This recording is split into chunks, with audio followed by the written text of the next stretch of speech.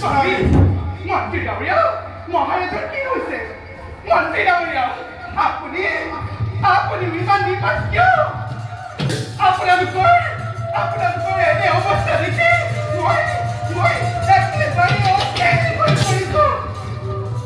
মহাৰাজ আপনাৰ অলপ হয়ে যাব না মুহূৰ্ত পাৰাদুৰি শক্তি ভস্ম কৰা মই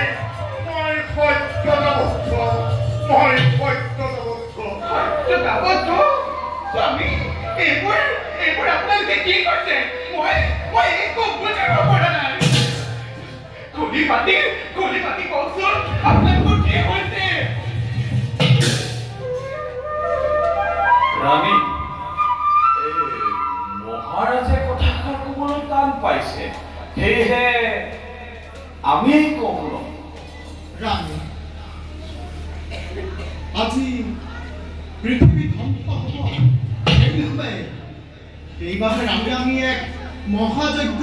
আৰম্ভ কৰিব বিচাৰিছোঁ আৰু যজ্ঞ আৰম্ভ কৰিব লওঁতেই লাগিলে নহয় লেখা জল দেৱতাই হুংকাৰ কৰি তোলে এই ৰাজ্যৰ ৰাজলক্ষ্মী নাৰীক জলত নিক্ষেপ কৰিব নোৱাৰে আৰু সেইবাবে আমি